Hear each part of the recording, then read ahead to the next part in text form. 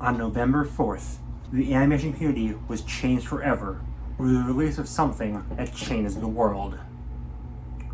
Chicken Little. Also, Steven Universe started existing. So despite being seen as a cartoon guy nowadays, I already fell out of cartoons around 2013 or so. I didn't watch them until 2020, where my friends convinced me to watch two things: DuckTales 2017 and Steven Universe. I've been aware of its reputation for a while, how it starts good and gets not good at the end, how all the characters change sizes more than Ant-Man, and how Steven is a crybaby who defends villains. Once I finally got around to it, I really liked it, and I still do. But it's no secret Steven Universe has a very poor reception. You can't go 3 seconds without seeing Steven crying, trying to talk a villain out of being evil, or defending that one German guy with the funny mustache. I decided, after contemplating on making a Steven Universe video for 3 years, to finally step up and make one for its 10th anniversary. Yes, I know the pilot came out in May, it's just a pilot with a completely different style. We don't call it Adventure Time a 2008 show, let me keep my freaking Chicken Little joke. And since no one's tried to defend it, I can finally make the case for it.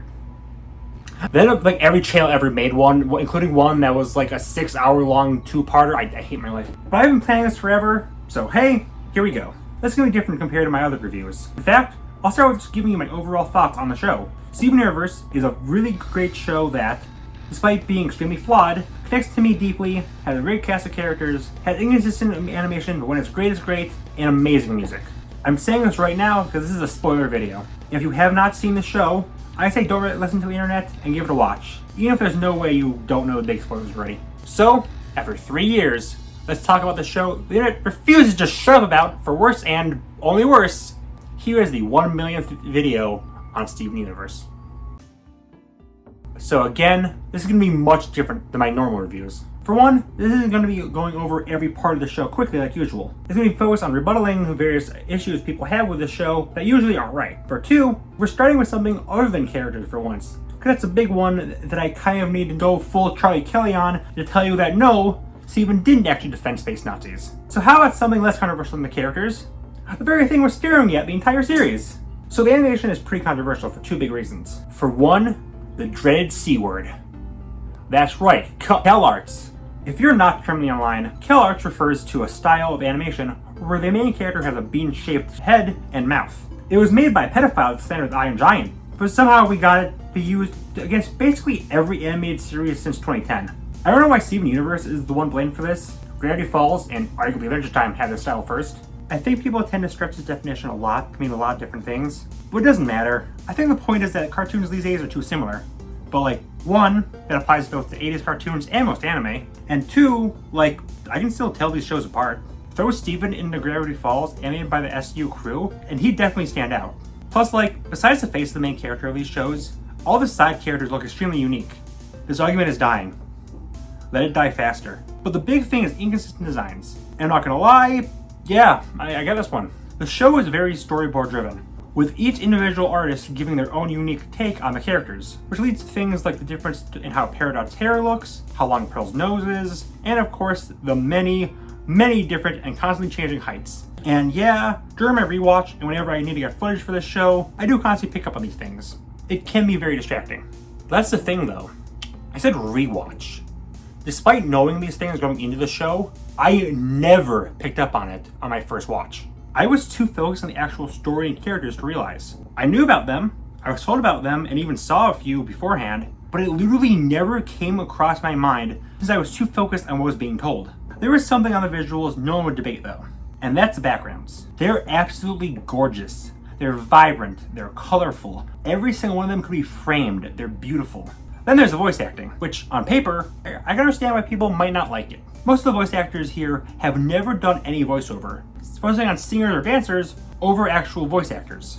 There's a few who have some voiceover experience, like Tom Sharpling, Brian Posnan, and Erica Luttrell, and a few who are full-on voice actors like Dee Bradley Baker, Kimberly Brooks, and Crispin Freeman, or ones who got into voice acting after this, like Michelle Dietz, Charlene Yee, and Kate Micucci. Most are again musicians or theater performers first. Heck, the Fusions were all voiced by famous musicians, at least until I realized they can't afford them for multiple episodes and dropped the trend. It's kind of funny that one of the CN's biggest shows was unable to afford Kesha, then a decade later an indie show could. Times change, man. Despite that, I could never tell. Everyone plays their parts perfectly. They never feel awkward in their role or that I can't unhear the actor. Well, okay, I can never listen to American Boy again, but besides that. But speaking of music, if you're going to hire almost exclusively musicians and theater performers, you gotta make sure the songs in the show are great. I heard so many great things about the music in the show prior to watching it. I genuinely thought this was like Phineas and Ferb, where it was a full musical with a new song every episode. But no, it's only got like 80 songs across 180 episodes of the movie. Despite that, most if not all the songs are amazing. They run the full gambit from beautiful and grand to smaller but more personal, and having the feeling of coming from the characters themselves just kind of off the cuff. There's a reason the song is arguably one of the things the show's detractors will concede is pretty good. It explains why the most iconic episode is a musical episode, and why the most famous scene is a song. Well, that's part of the reason for the second one. The other is Sans Undertale. You know, between the Sans original Stronger Than You coming up for the original when you search it on YouTube, and Chug Jug With You overtaking American Boy in popularity, are we sure it still even exists? When talking about the pacing of the show, it's something that doesn't affect me when I first watch it, or anyone else who may start it now, but it needs to be addressed. The horrific release schedule of these episodes.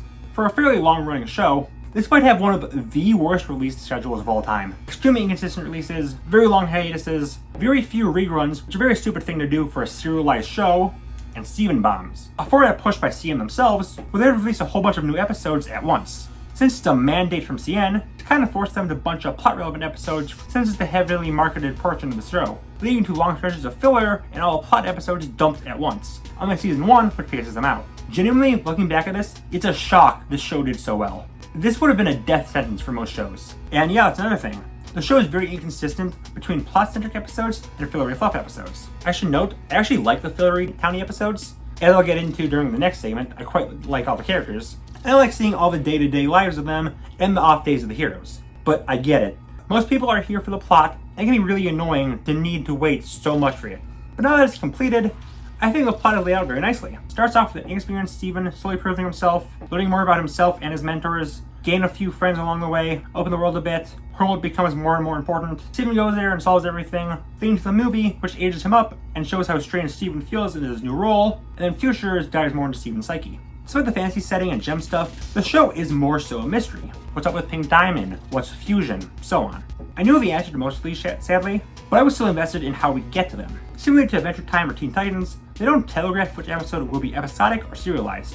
At least, again, if you're ignoring the Steven Bound format. So I personally enjoyed starting with a fun little time with Steven Amethyst, until we realized, oops, drama time. With that said, there was a time where this usually well-paced show, in my eyes, got a little fricky-wicky.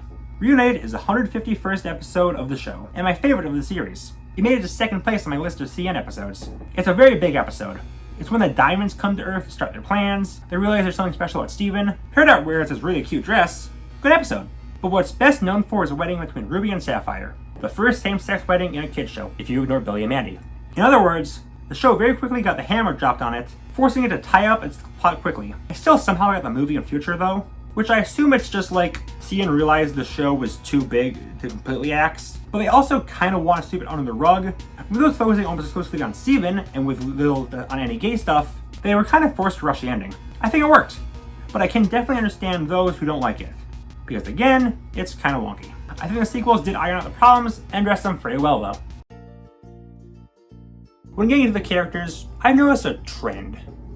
Every single one of them have at least one or two moments that people will focus on and completely ignore anything else to do with them.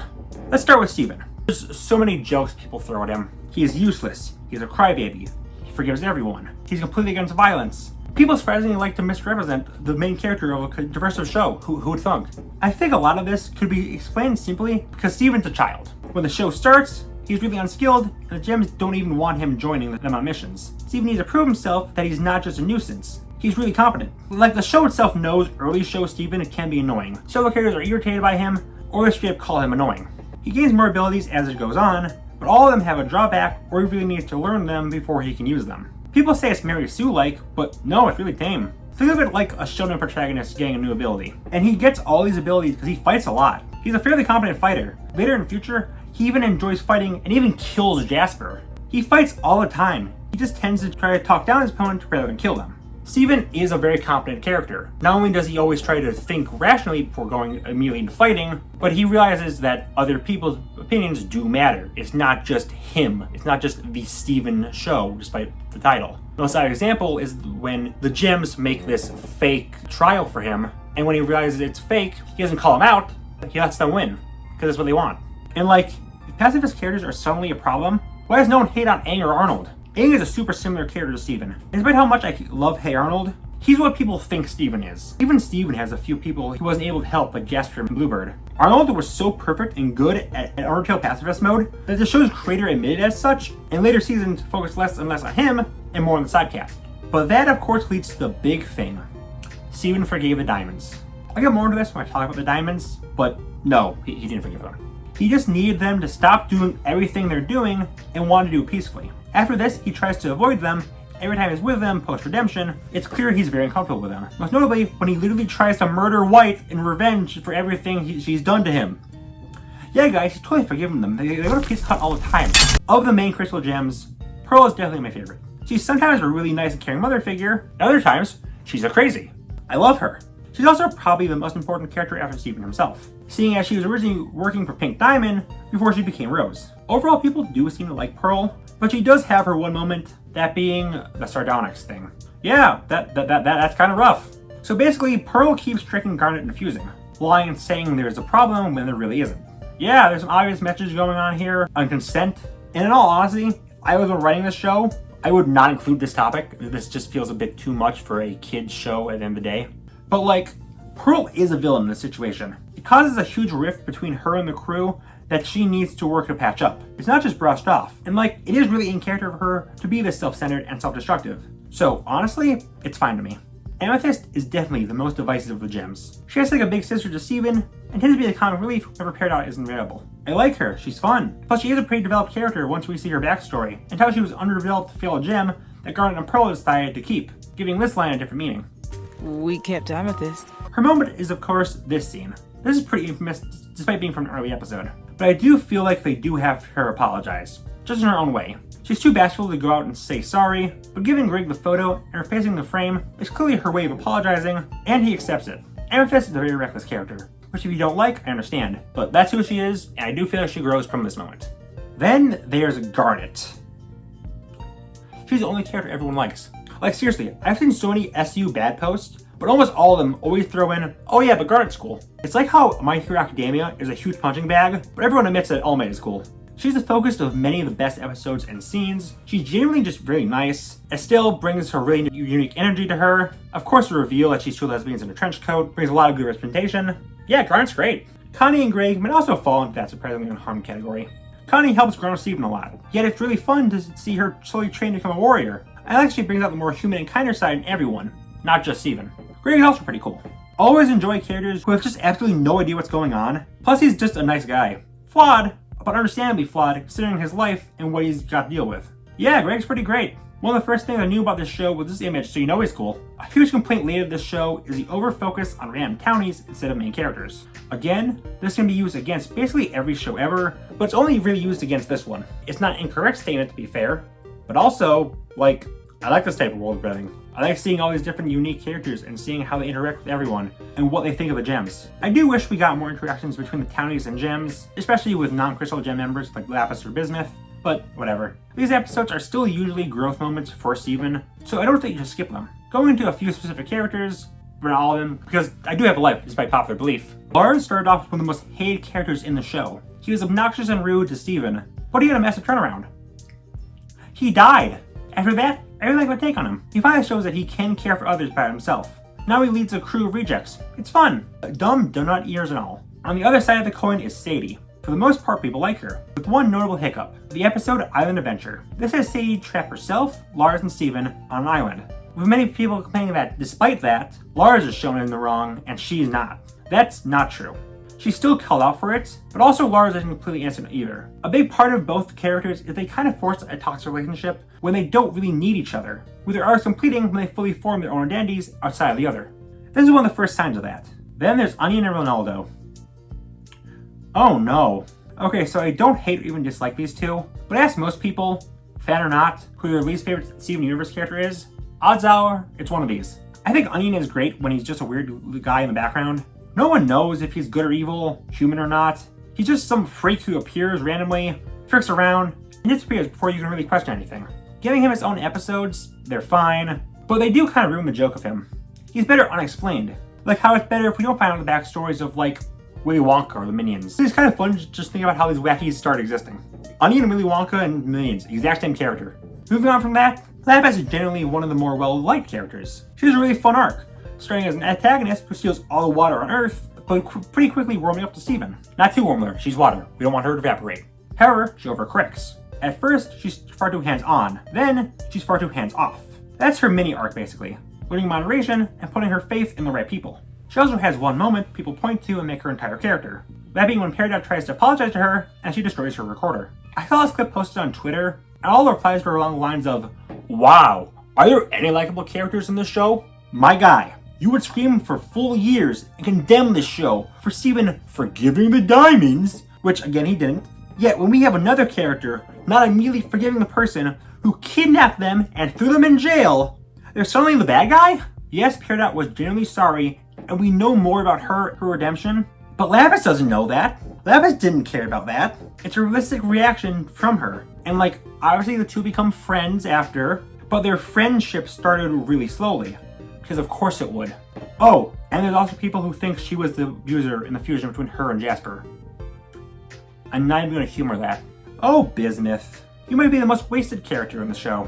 I get her purpose. She's supposed to show the extreme side of war, how people with good intentions might go too far, and she does that well. In her first episode. Then she appears again, and they patch up things super quickly, and she pretty much disappears from the void, sans some few ship teases moments between her and Pearl. My biggest problem with the show in the whole is that a lot of characters are super underused, and she's the pinnacle of this. Don't get me wrong, I like her, but I don't think we should go from, "I am going to murder Steven." Many months later. Hey, don't be cringe. Oh my god, I never even thought about that. Like, I get why. For the exact same reasons the final season as a whole is kind of rushed, but I do get this complaint. So there's a few more characters like Jasper or Spinel, but my thoughts already died 10 minutes ago, so let's just talk about the reasons you're here. Even among fans of the show, there's no character more controversial than Rose Quartz. Even before I watched this show, I heard how great of a character she was despite being dead, about all the mystery around her, and if she's truly as righteous as we think. Then the pink diamond twist happened. Oh no!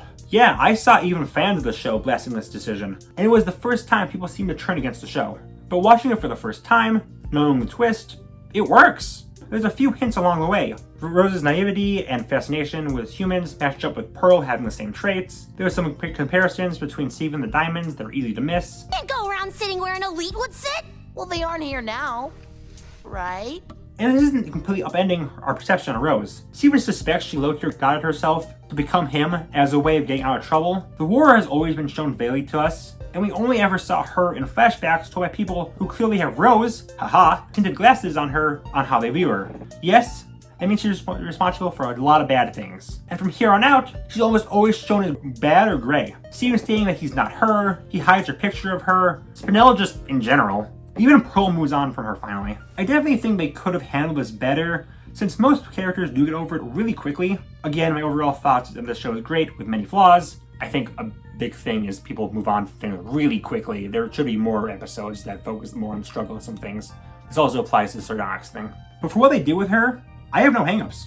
Also, if you're gonna say the show sucks because people predicted the twist, well, I guess Gravity Falls sucks too. People were predicting that the author is Stan's brother years before it was confirmed. Then there's the Diamonds. Oh sweet Jesus, the fault these three characters have caused on the internet. Well, actually it seems to be more just white. Yellow, despite being the closest thing to main villain for most of the show, being the most active of the Diamonds and introduced to us way before the others, really isn't that bad. She has the excuse of everything she does is under orders, and she's a fine enough character on her own. People also seem to like Blue. They really seem to like Blue. I'm not one to judge anyone liking a tall blue space woman, but like the second I've noticed the amount of Blue Diamond stimps, I also noticed the sharp increase of people saying they genuinely like the show. So you know what? Thank you for your services, my Diamond. But I also quite like Blue. She's the nicest and most level-headed of the group, along with generally still grieving Pink, being more open to Earth culture. She's cool. Also, she brings what's basically weed to gems, and that's great. But I've been dancing around white. Oh, there's so much to say about her. I mean, before we get into the obvious, she's really well designed. They made her super elegant, but also super creepy. With the dress and eyeshadow, I really like her look. But almost all the crimes of the other diamonds, and much, much more, can be leveled on her. White pre-redemption definitely isn't the greatest. Wiping out a ton of planets full of life, not sentient life, I should add, as it gets ignored. It's why Earth was considered so interesting to Peridot and Yellow. But yes, tons of flora and fauna were killed on her orders. Blue and Yellow are terrified of her, and in general, again, pretty spoopy. This is where I think execution leads to why people misunderstand this so badly. White isn't very knowledgeable on a lot of topics. She thinks everything should be perfect and that flaws are wrong. She's basically very, well, black and white minded. It's how Steven was able to reason with her and convince her that flaws were fine. She's an alien. She doesn't understand this stuff. I think that's actually pretty well done. But I do think they could have clarified it better. We needed more buildup of White, and we need her to be more openly flawed rather than Steven picking up on small cues. I know this can be done because Cartoon Network did it before. Ben 10 Alien Forces Season 2 finale is basically the exact same as Steven Universe's finale. The hero finally finds a leader of the aliens who have a very specific view of perfection and try to wipe out all that don't fit. That is until the hero reasons with them that there's more than just pure and impure, and the aliens decide to turn a new leaf. Why is one the most divisive cartoon episode in history, while the other is universally considered not just Alien Force's best, but possibly the best in the whole series? Well, there's a lot of possibilities, but a notable part of this is a hybrid member, Rainey, calls out the council and shows them that there is good in the world, but despite their narrow view of perfection, and that helps them see the light. Let's take a page from that. After reunited, have Blue and Yellow stay on Earth, learn about its culture, bond with the people of Beach City, really connect the gem world and the human world together, and have Steven walk them through their individual issues, before going to White and having all three help her change her mind. It would definitely require heavy rewriting of the final couple episodes and the movie and future, but I think it would lead to a much more agreeable ending.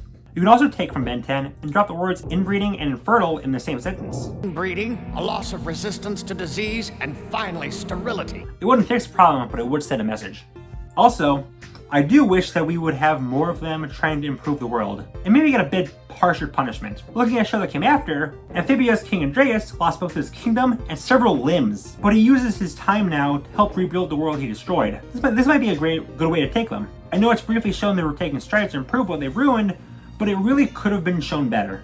All in all, the diamonds are flawed, but what we have with them, I think they get far too much backlash that isn't really needed. Despite loving this show, I can understand its mistakes, because it is very flawed. While most of these mistakes for these characters don't really bother me, I do want to remain unbiased and address every problem people have with it. Anyways, here's a full section on my favorite character from the show. So you can't tell from her appearing on my favorite character tier list, being on the thumbnail for my top CN shows, shoehorning her into 2 rosters over far more likely characters, being on the channel banner as really update, being the only 2 pieces of merchandise I have for this show, or the fact that I literally stated several times she's my favorite CN character, I kinda maybe a little bit like Peridot. I wasn't gonna give her her own segment, but after realizing how kind of overly serious this video on a kids cartoon is, I needed something to lighten it up. I think what makes Peridot so great that she's basically every character type you can imagine. We're introduced to her as this cold villain, who uses all its weird machinery, and is the most intimidating and alien character we've encountered, including the gem monsters. Also, she does the Banana D spearcopter thing, and that's cool, I like it. But then, after taking her down, and Steven later deciding to release her, we find out a shocking revelation. She's a silly. Just the absolute total whiplash of her starting off by crushing this robot orb thing for failing her, to her now being obsessed with this cheesy romance shows. But like, it really works. She doesn't go from 0 to 100 immediately. The gems basically use her as a guide through what's happening on Homeworld, keeping her on a leash, with even her bonding with the others and slowly being overwhelmed with Earth culture and out of her element. She's still the diamond side, until it's revealed that she's actually trying to help the gems by asking them to spare Earth. Only for her to have, honestly, I'm just gonna say it, one of the best scenes in the entire show, where she calls out Yellow. Like, yeah, Peridot is funny. Funniest character in the show, with tons of moments I still quote constantly. Also, she moves so scrunkily, I love this little creature. Seriously, early 2010s cartoons were a great time for triangles. But also, she really shows how people can change. That scene where she experiences rain for the first time, not just the best scene in the entire show, hands down, but one of my favorite individual scenes in anything, period.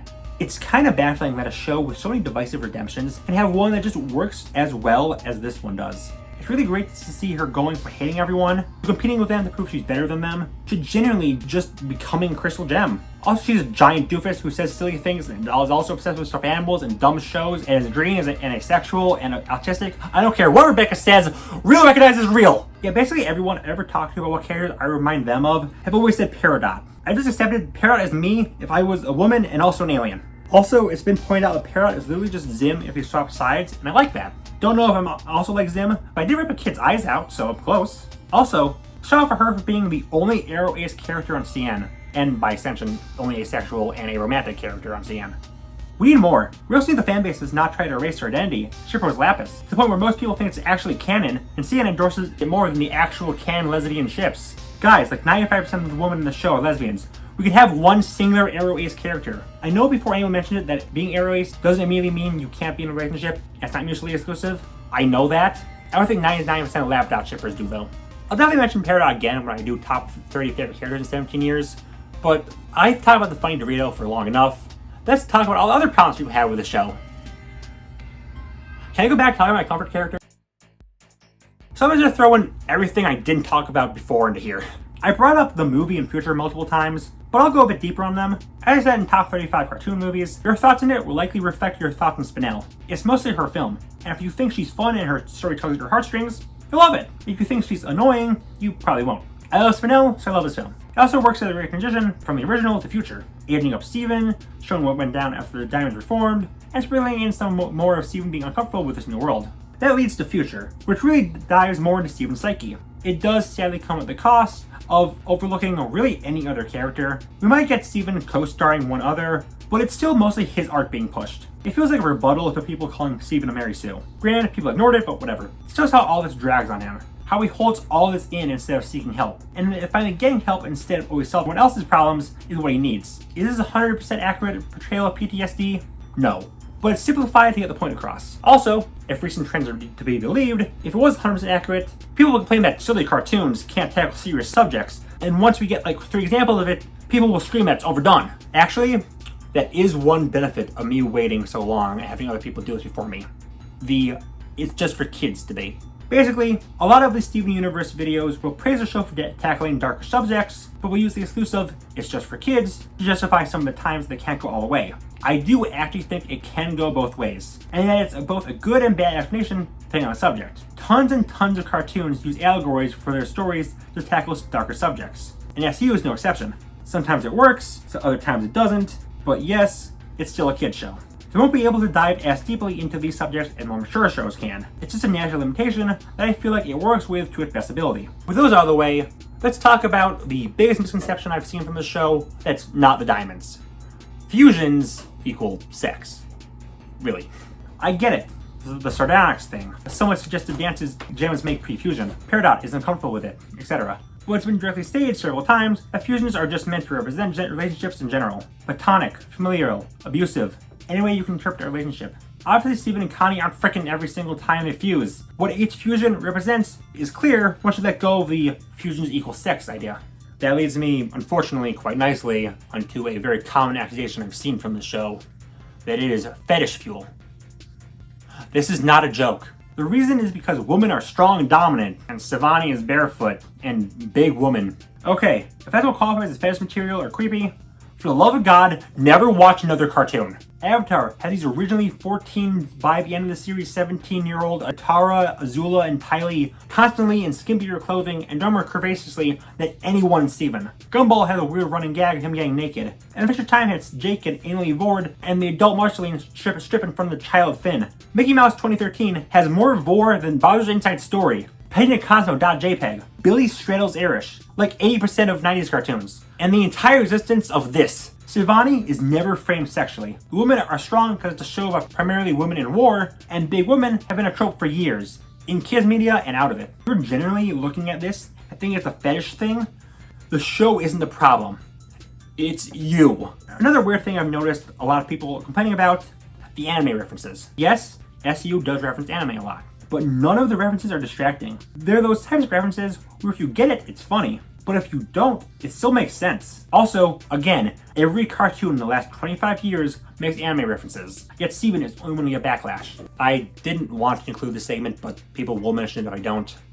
Let's talk about the fanbase. It's the real reason the show gets so much hate. And it's mostly because of that incident. I will not discuss it in detail, as the victim has gone on record saying they don't want anyone bashing the fandom because of it. But like, obviously this was a horrible moment. Everyone in the fan base now condemns what happened. But watching the show won't make you a bad person. Steven will not come to your house and force you to bully people. Greg might, but he just wants some milk. It's fine. You make ice cream. You can have some if you want. It's fine. The fandom is full of talented and great people who greatly outnumber the bad, which can be said for most fandoms. And it's often one thing, which I probably should put in the character segment, but hush. People like to rag on this show for Steven freeing people with diamonds and bismuth, not people who are just jerks like Kevin or Marty. The thing is, again, Steven's just a kid. He's gonna hold grudges against people. While if the diamonds are risen with them for greater good, self-entitled jerks like Kevin or Marty don't really deserve Steven to give them the second thought. Kids aren't rational. Wow, big shock. So, this was a huge video. I'm not reading the comments. I'm not gonna force you to like Steven Universe. I'm gonna force you to like Peridot, but if you're not into the show, I completely understand. It does have some pacing problems. The animation is inconsistent. Some of the character choices aren't fully agreeable, but at its core, it's a funny, emotional, beautiful show that I'm glad I've seen. I've definitely seen better, but I will always hold it dearly for many, many reasons that I've detailed already. It sucks that a show this genuinely good and important is brushed off for mostly inaccurate reasons. I've seen a lot of posts showing the big four shows of CN's revival, this Adventure Time, regular show, and Gumball. And like clockwork, on all of these, there will be someone who removes Steven or replaces him with Uncle Grandpa or Clarence. And I love those shows, but don't you dare for a second claim that they're anywhere as important as Steven Universe. People freaking hated them for years until the cancellation, and they really had no impact on the network or animation. Steven is easily the most influential CN show of the 2010s after Adventure Time, lasting 7 years through 180 episodes, a successful merch line, being one of the biggest pioneers of story-based Western cartoons, having some of the most major gay rep in any animated show, which is especially notable when you remember it debated 2 years before gay marriage was legalized. A large and passionate fandom, arguably breaking into the mainstream around the time most kids shows stopped being able to. Steven Universe is extremely important, and I'm glad that people are finally starting to see that it's actually good. Or it's because Starverse is the new punching bag, so SU fans saw the target removed from them and were finally able to speak their minds. You might have won the Death Battle Star, but you definitely lost the war. With that said, I think we're too late. The big anti-Steven Universe shows came out at the peak of the show. It really colored everyone's mindset. We waited way too long to finally push back against this. But now, no one really cares about the show. Unless you sold your soul to me, if you're watching this, you're a Steven Universe fan. Unlike the finale of the original show, we're not changing anyone's mind. With that said, I do think the big recent wave of support the franchise has gotten could maybe put it in a similar place to MLP, an even bigger show with even bigger hate base. But after it ended, yeah, the fan base is nowhere near as big as it was, and the show itself lost its iconic status. But most people have made peace with it, admiring the show for its strong points, and there's really not any drama between fans and non-fans anymore. And maybe that can be Steven Universe in the future. Remembered for its good points, even if it's no longer one of the biggest things ever created. But hey, I think that whether you love or hate Steven Universe, we can all agree on one thing. The Uncle Grandpa episode was the best one. And there we finally go, the story of Steven Universe. Quite possibly the most overhated piece of media ever? I can't think of anything that gets this much unjustified, misplaced hate, mostly for just being popular. Besides maybe, I don't freaking know, Frozen, I think. But I got time for that, it's 10. So thank you guys for watching. Come back next time and... Actually, wait, when did Frozen turn 10?